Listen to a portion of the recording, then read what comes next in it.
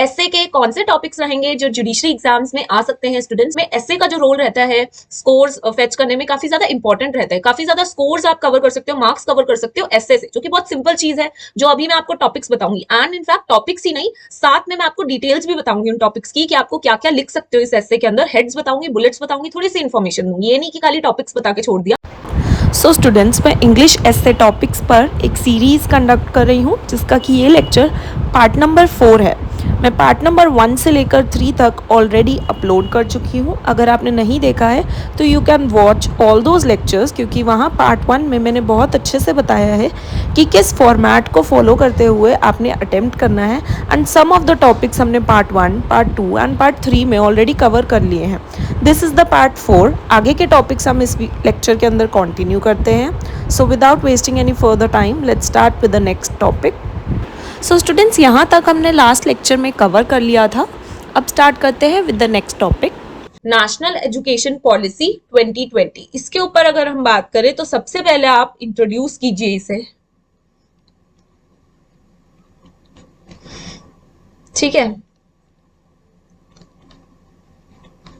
Meaning तो क्या ही लिखेंगे इसके अंदर, ऐसा शब्द नहीं है ये कि कोई मीनिंग समझाया जाए, बस इसके बारे में आप एक दो लाइन लिखेंगे, इतना इनफ रहेगा, ठीक है।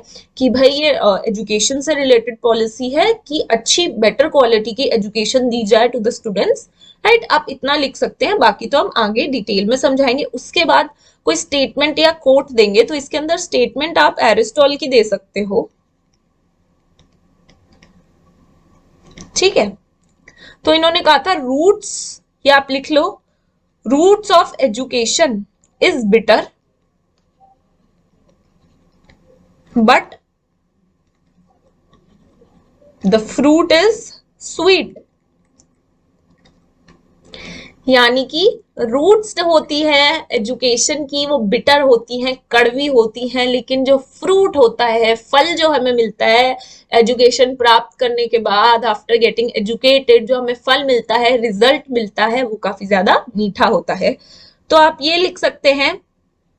और एक और नेल्सन मंडेला ने जो स्टेटमेंट दिया था, आप वो भी कोट कर सकते हैं चाहे तो, कि भाई एजुकेशन जो है वो काफी ज्यादा स्ट्रॉन्ग वेपन है to change the world. Education is a strong weapon to change the world. तो ये स्टेटमेंट आप नेल्सन मंडेला या एरिस्टॉटल जो भी है, आप दोनों लिख लीजिए, ठीक है। आप इनको कोट कर सकते हैं। तो ये तो हो गई आपकी इंट्रोडक्शन की बात। आगे चलते हैं बॉडी पे।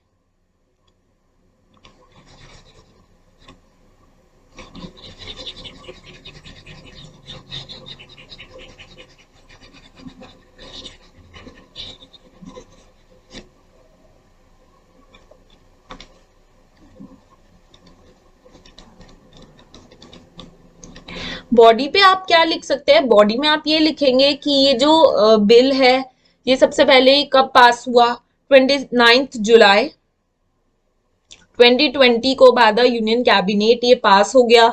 इसने क्या किया, इसने रिप्लेस कर दिया जो आपका ऑलरेडी एग्जिस्टिंग एजुकेशन का पॉलिसी का जो लॉ था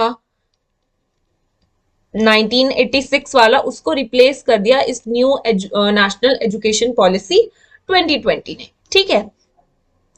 तो थोड़ा सा और डिटेल्स बताओगे, ये क्या करना चाहते थे, जीडीपी जो 4% है उससे इंक्रीज की जाएगी टू 6%, ठीक है। और फाइनली, क्योंकि अब ये पॉलिसी के बारे में, ठीक है, तो अब बताओगे इस पॉलिसी का एम क्या है, ठीक है। हल्का सा चेंज आ जाएगा थोड़े इसके अप्रोच में, ठीक है। क्या चेंज आएगा, एम, इसमें एम लिखोगे, अब आप फीचर्स लिखोगे, लॉ के बारे में पूछा है ना, तो एम लिखोगे कि आया क्यों, कब आया, आने से क्या हुआ, जो पिछला जो था वो रिप्लेस हो गया, यूनियन कैबिनेट ने इसे पास किया, क्योंकि किसी लॉ के, किसी पॉलिसी के बारे में पूछा तो थोड़ा सा आपका चेंज हो जाएगा फॉर्मेट, ठीक है।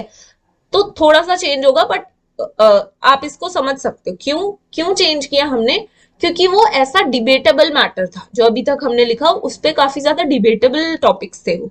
लेकिन ये कोई पॉलिसी है, तो पॉलिसी में आप ऑब्वियसली बताओगे कब पास हुई, किसने पास की, पास होने से पुरानी पॉलिसी जो थी उसने, न्यू पॉलिसी ने पुरानी वाली को जो है रिप्लेस किया। इस पॉलिसी को लाने का एम क्या था गवर्नमेंट का, इस पॉलिसी में ऐसा नया क्या चीजें थी, फीचर्स क्या थे, ठीक है। तो इन सब चीजों को बताएंगे। सबसे पहले तो आप इसके एम बता सकते हो कि ये पहली एजुकेशन पॉलिसी थी ऑफ द 21st सेंचुरी, ठीक है। और इसका एम था कि जो प्री एंड जो सेकेंडरी एजुकेशन जो होती है वो दी जाए। 100% ग्रोस एनरोलमेंट की बात इसके अंदर की गई in the educational institutes by 2030। ठीक है, प्री और सेकेंडरी एजुकेशन के अंदर 100% ग्रोस इनरोलमेंट, किसके अंदर? स्कूल्स के अंदर बाय 2030। स्कूल एजुकेशन के अंदर 100% ग्रोस इनरोलमेंट प्री और सेकेंडरी के स्टूडेंट्स का बाय 2030, तो ये इसका एम था। ठीक है, और अगर फीचर्स पे चले हम, तो फीचर्स में आप लिख सकते हो कि ये भारत सेंट्रिक एजुकेशन को प्रमोट करने की बात थी कि स्टूडेंट्स को पढ़ाया तो जाएगा, लेकिन साथ में भारत सेंट्रिक एजुकेशन, भारत के बारे में, इंडिया के बारे में, इंडिया का कल्चर, इंडिया की लैंग्वेज, इंडिया की सभ्यता उन्हें और ज्यादा पढ़ाई जाएगी। तो पहला फीचर ये था, भारत सेंट्रिक अप्रोच। ठीक है, दूसरे फीचर के अंदर आप लिख सकते हो focused on holistic education. Holistic education के ऊपर बात की गई कि उनको इंडिपेंडेंट किया जा सके, उन्हें अच्छे से एजुकेट किया जाए, उन्हें आत्मनिर्भर बनाया जाए। ठीक है, होलिस्टिक एजुकेशन। तीसरा point, development of knowledge based society. ठीक है, अगर आप एजुकेशन दोगे तो हमारी नॉलेज बेस, लिटरेसी वाली सोसाइटी बन जाएगी, एजुकेशनल सोसाइटी बन पाएगी। तो सोसाइटी के अपलिफ्टमेंट के लिए, ठीक है, सोसाइटी हमारी एजुकेटेड सोसाइटी निकल के आए हमारे फ्यूचर में, तो उसके लिए भी हमें स्टूडेंट्स को, बच्चों को, चिल्ड्रंस को पढ़ाना चाहिए। ठीक है, तो development of knowledge based society, third point. And fourth point में जो मैं आपको बता सकती हूँ, बुलेट में आप लिखिए कि एम्फेसिस ऑन क्वालिटी एजुकेशन। ठीक है, तो इस पॉलिसी का क्या काम था कि क्वालिटी एजुकेशन दी जाए स्टूडेंट्स को।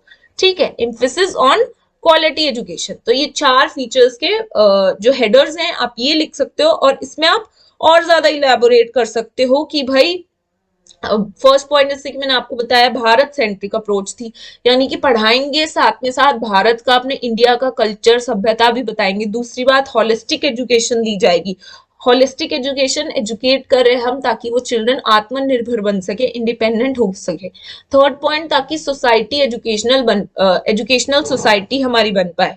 ठीक है, और fourth point is emphasis on quality education, यानी कि क्वालिटी एजुकेशन देंगे, सिर्फ और सिर्फ टेक्स्ट बुक्स पे फोकस नहीं करेंगे, हम उनको प्रैक्टिकल नॉलेज भी देंगे। ठीक है, तो ये सारी बातें आप लिख सकते हो। एट द एंड जो है थोड़ा सा अप्रोच इसका आपका डिफरेंट रहेगा। ठीक है, जैसे मैंने आपको बताया, बॉडी में आपने थोड़ा सा इसको इंट्रोड्यूस किया, इसके बारे में बताया। ठीक है, 29 जुलाई 2020 को यूनियन कैबिनेट ने पास किया। उसके बाद मैंने आपको एरिस्टोल और नेल्सन मंडेला के कोट्स और स्टेटमेंट बताया, आप वो लिख सकते हो। फिर आप थोड़ा सा मैंने आपको और बताया, फिर हम बॉडी पे आए कि भाई जीडीपी 4% से 6% इंक्रीज करने की बात की गई। इस पॉलिसी ने रिप्लेस किया पुरानी वाली पॉलिसी को। एम क्या था? एम ये था कि अच्छी एजुकेशन प्रोवाइड की जाए, प्री और सेकेंडरी स्टूडेंट्स है 100% ग्रोस एनरोलमेंट हो सके 2030 तक स्कूल एजुकेशन में उनका।